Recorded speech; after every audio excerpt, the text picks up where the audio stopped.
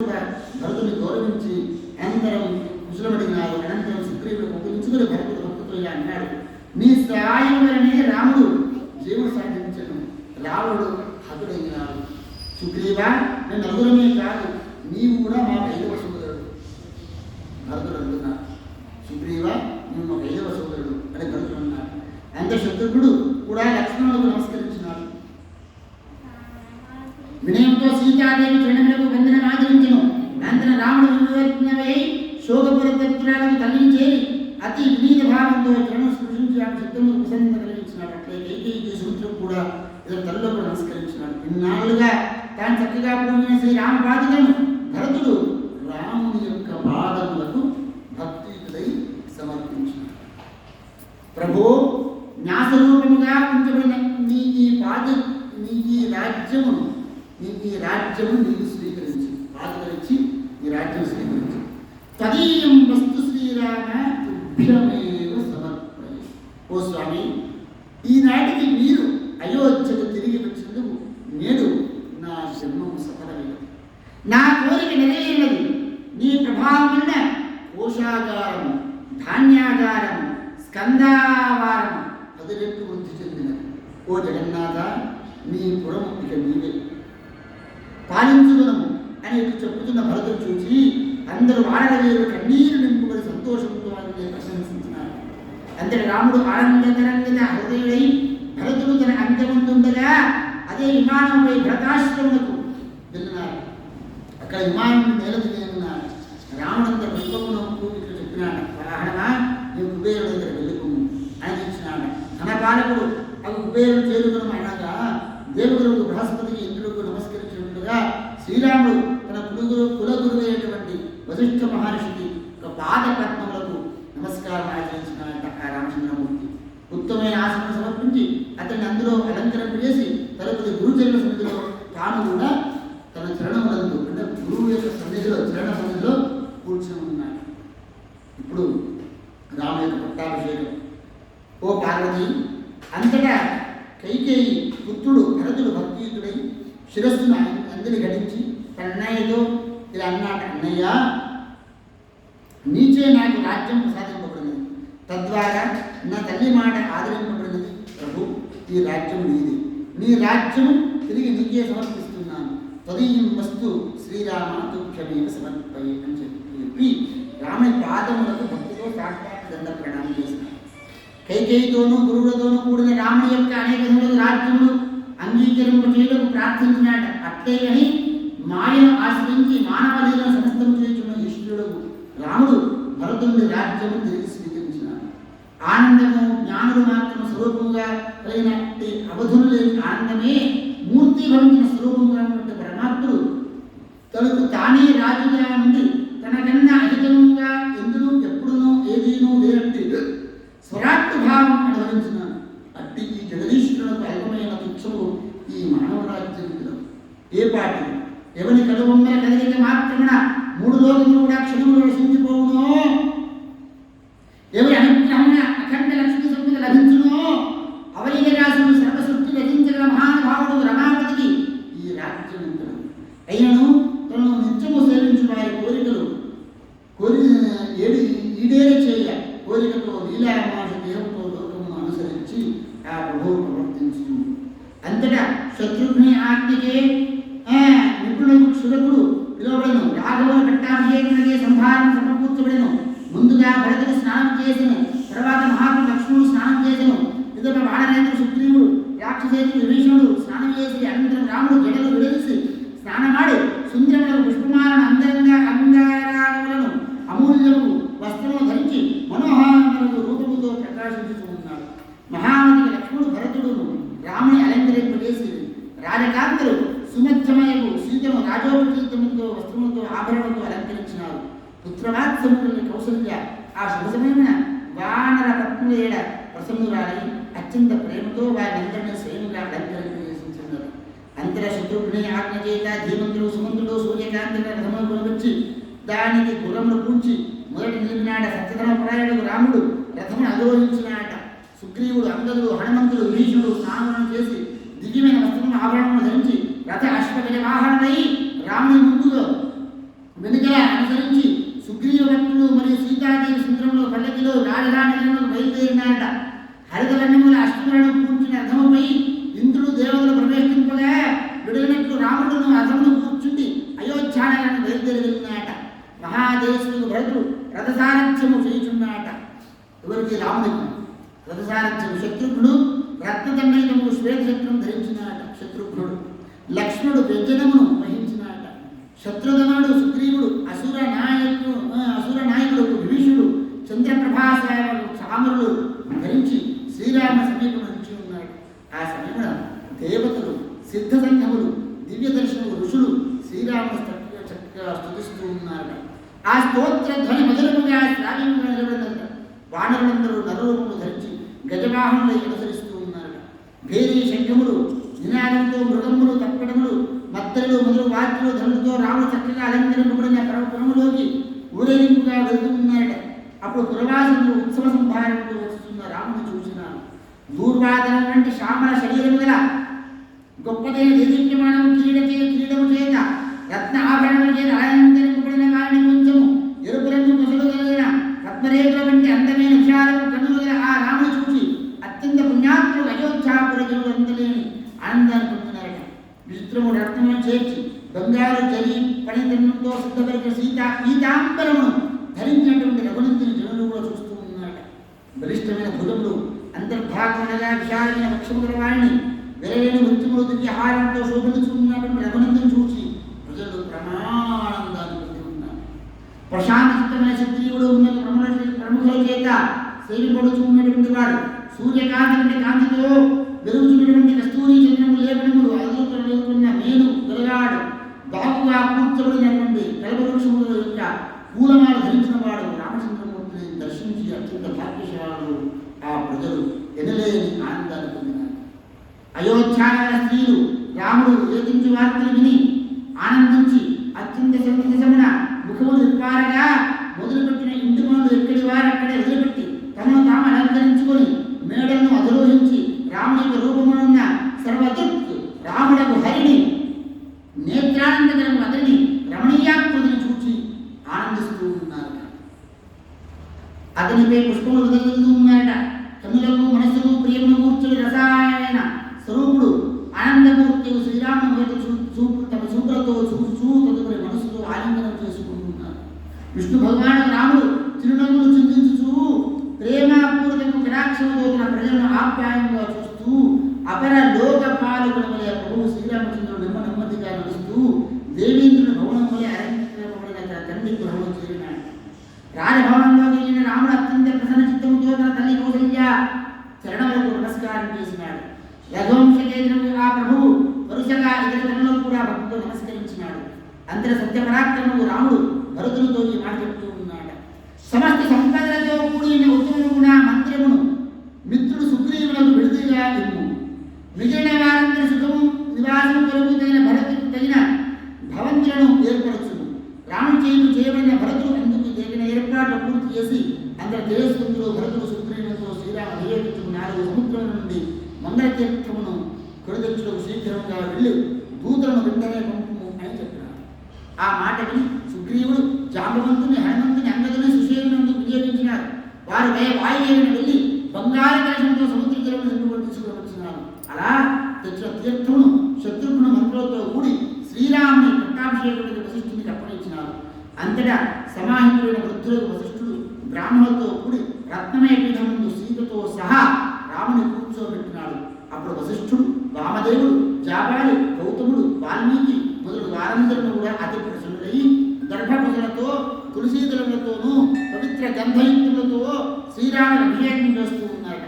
తర్వాత ఋత్వికులతో, బ్రాహ్మణ శ్రేష్ఠులతో, కన్యలతో, మంత్రులతో పాటుగా మహర్షులందరూ కూడా ఆకాశం దేవతలతో గణములతో ఉన్న 4 లోకపాలకులు స్తుతించుతూ ఉండగా సర్వ ఔషధీయులతో వసువులు ఊరుతులను అభిషేకం చేసినట్టుగా శ్రీరామచంద్రులకు పట్టాభిషేకం చేస్తూ ఉన్నారు.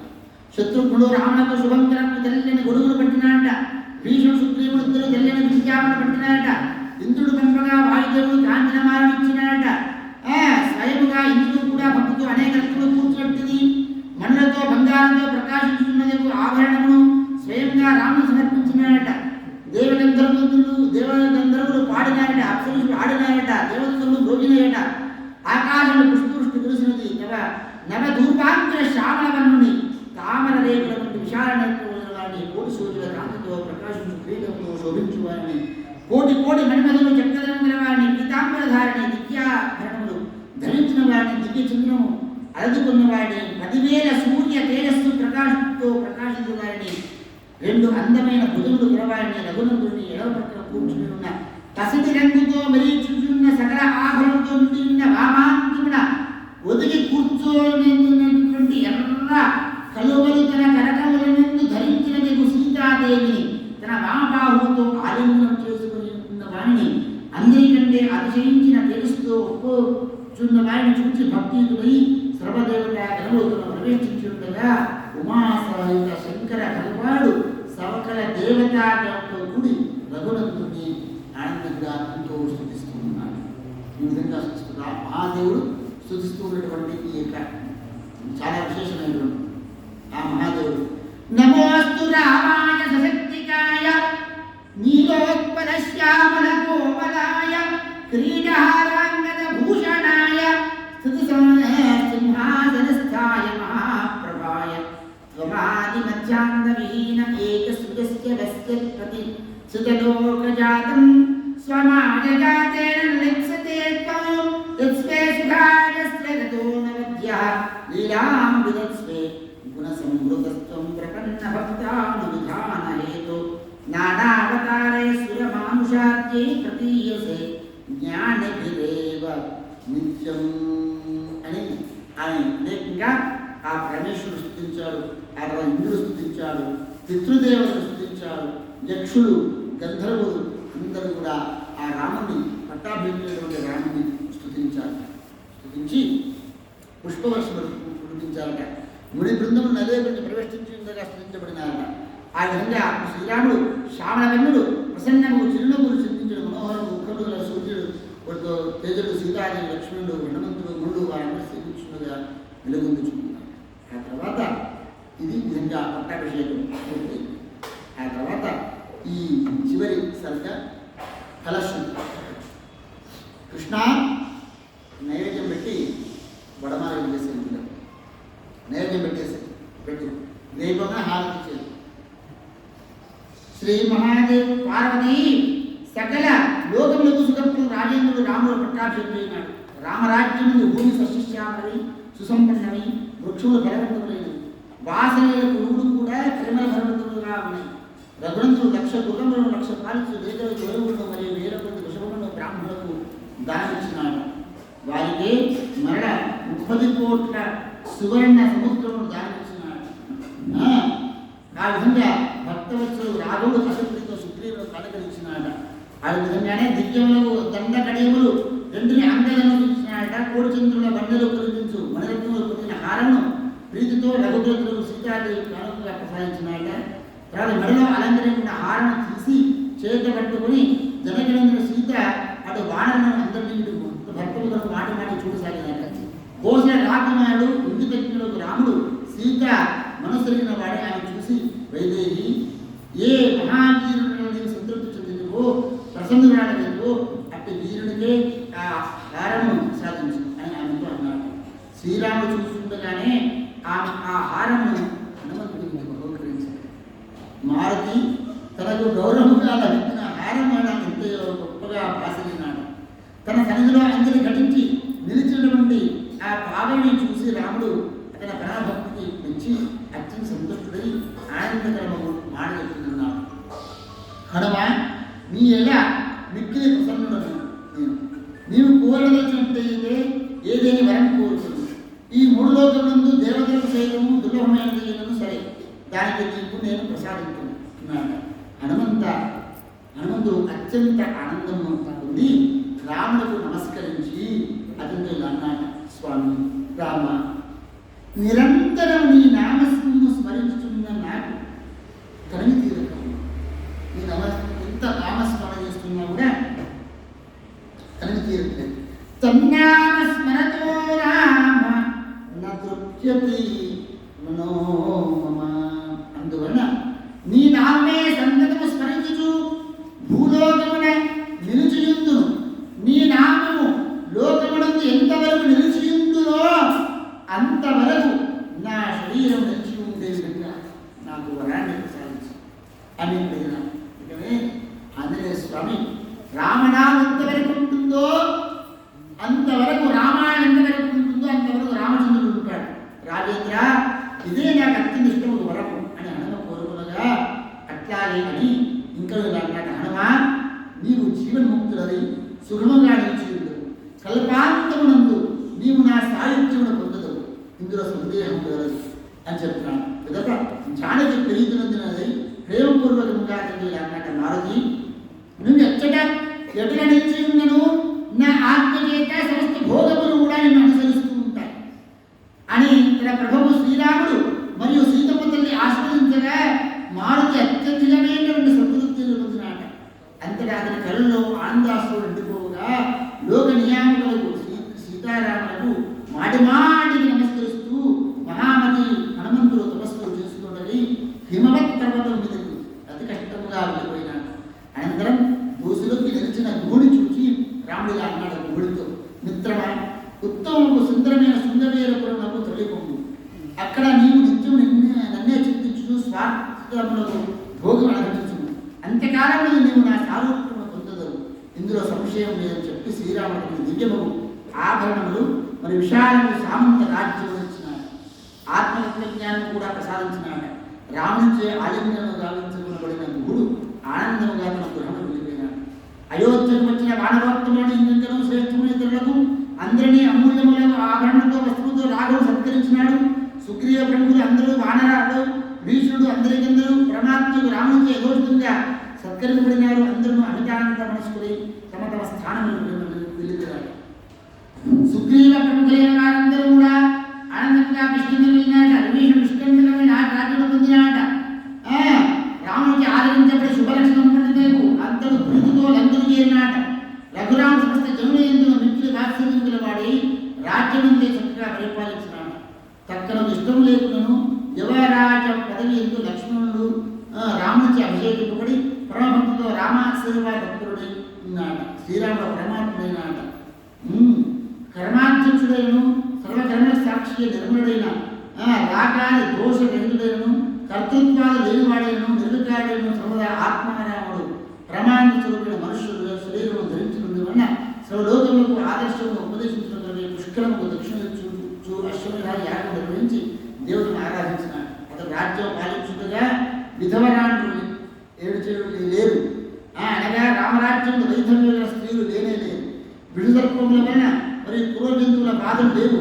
రాముడు రాజ్యం పరిపాలించినంత వరకు కూడా వ్యాధులు లేవు. దొంగల భయము లేదు. ఎక్కడ ఎటువంటి అనర్థములు లేవు. వృద్ధులకు సత్పురుషులకు బాలులకు అకాల మృత్యువు లేదు. అందరూ రామరాజుగా భక్తులే. అందరికందరూ రాఘవుని స్మరించువారలే. ఏ కారణం ఎంతవరకు జలం అవసరమో మేఘములు అంతే వాటి నీటిని వర్షించను. నెలకు 3 వానలు. ప్రజలందరూ స్వధర్మ కర్మ నిరుతులై వర్ణాశ్రమణ నియమములు చక్కగా పాటించని తండ్రి తన పిల్లలను రక్షించినట్టుగా రాముడు తన రాజ్యంలోని ప్రజలను కన్నబిడ్డల రక్షిస్తూ పాలిస్తూ ఉన్నాడ. సర్వలక్ష సంయుడై సర్వధర్మములందు ఆసక్తి గలవాడై 10,000 సంవత్సరుడు దశవర్ష సహస్రాన్ని దర్శవర్ష శతాని ఉపాసనా రూపంగా పరిపాలన చేసినాడు. ధనము ధాన్యము అఖండ వైభవము ప్రసాదించడం దీర్ఘాయు ఆరోగ్యము భుజప్రదమైన వెలికమైన రహస్యము ఆధ్యాత్మికము పేరుగల ఈ రామాయణము పూర్వము ఈ శంకరుడిచే పార్వతీదేవికి ప్రవచింపబడినది. మానవుడు ఏకాగ్రతను కలిగి భక్తితో విన్నను, ఏ సంతుష్ట మనస్కుడే భక్తితో చదివినను అన్ని విధమైన మనోరథము పొందును. సమస్త పాపముల నుండి క్షణములో విముక్తుడు. రామపట్టాభిషేకమును కేవలం రామపట్టాభిషేకమును శ్రద్ధతో వినినవాడు ధనాభిలాష అయినచో అతడు గొప్ప ధనవంతుడు కాగలడు. పుత్రార్థైనచో పుత్రములు సంతానవంతుడు కాగలడు. రామాయణం మొదటి నుండి పఠింపగలను. అట్లు పఠించడం వలన పెద్దలు మెప్పును పొందినట్టు సచ్చరిత్రుడు సత్పుత్రుని పొందుతారు. రామాయణం ఎవరైతే చదువుతారో వాడికి సత్పుత్రుడు కలుగుతాడట. ఈ అధ్యాత్మ రామాయణం ఏ రాజు విన్నో అతనికి భూమండలము అఖండ సంపదలు లభించును. శత్రువును జయించి శత్రువుచే భంగపడగా దుఃఖముల పాలుగాక విజయుడైపోను.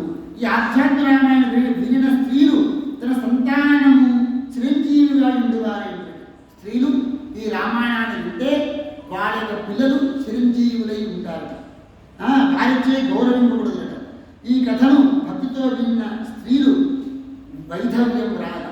ఈ ఆధ్యాత్మ రామాయణం ఏ స్త్రీ అయితే వింటుందో వారికి వైధవ్యం అనేటువంటి మాట ఉండదు. రూపవంతుడు పుత్రుని పొందుతారట. ఏ మానవుడు కోపమును మత్సరమును జయించి నువ్వు శ్రద్ధ కలిగి ఈ గ్రంథమును పఠనము కానీ శ్రవణము కానీ చేయను అతడు అన్ని విధములైన విఘ్నమును సులభంగా దాటిపోయి నిర్భయుడై చక్కని రాభక్తి నిలబడే సౌఖ్యం పొందును. అధ్యాత్మ రామాయణం ఆరంభం నుండి శ్రవణము చేయు వారికి సమస్త దేవతలు కూడా వరప్రదులు. అంటే సమస్త దేవతలు కూడా నేను నీకేం సహాయం చేయాలి అడుగుతుంటారు. వారంతా కూడా సర్వ విఘ్నం తొలగిపోతుంది. అంటే వారు ఏ పని తలుచుకుంటారో ఆ పని తల్లి విఘ్నములు ఏమైనా తొలగిపోతాయి. సమస్త సంపదలు రజస్సులకు కారణమే రామభక్తి తత్పరయే మొదలుంది. ఈ గాథ వినినట్ల చిరావు అయిన శ్రేష్ఠుడైన పుత్రుని పొందుతుంది. ఏ స్త్రీ అయితే ఈ అధ్యాత్మ రామాయణం పారాయణ చేస్తుందో ఈ కథ విన్నా ఆమె పుత్రుని మంచి శ్రేష్టమైన పుత్రుని ఆమె పవిత్రమైన పతివ్రతయ్యి లోకమునందు ఆదరణీయురాలైన పవిత్రత కలిగి లోకమున ఆదరణీయురాలై ఉండేది. ఈ రామాయణ గ్రంథమును భక్తితో పూజించేవాడు నిత్యం నమస్కరించేవాడు సర్వపాపములు నమస్కారం చేసినా చాలు సర్వపాపములు విడుదల విష్ణు యొక్క పరమపదం పొందును. ఈ అధ్యాత్మ రామచరిత్రను మొత్తం భక్తితో ఎవరు విన్నను స్వయంగా నోరారా ఎవరు చదివినను వారి ఎడల రాముడు ప్రసన్నుడవును. రాముడే పరబ్రహ్మము సర్వాత్మ స్వరూపుడు. అతడు తృప్తి పొందినచో ధర్మార్థక మోక్షములలో ఎవరు ఏది కోరదరో వారు దాన్ని పొందరు. అధ్యాత్మ రామాయణ నియమపూర్వకంగా క్రమం తప్పకుండా శ్రవణం చేయగలిగినది. ఇది ఆయుష్యుడుచ్చును ఆరోగ్యమునిచ్చును. కోట్లాది కల్పం నుండి చేయబడిన పాపరాశిని దగ్ధము చేయను. రామాయణ శ్రవణం విన్న శ్రమదేవతలు తృప్తి పొందరు. గ్రహములు అనుకూలంగా ఉండును. గ్రహ దోషాలు తొలగిపోవును. ఋషులు తృప్తి పొందరు. పితృదేవతలు కూడా తృప్తి పొందుతారట. రామాయణాన్ని పారాయణ చేస్తే పితృదేవతలు చాలా తృప్తి పొందుతారట.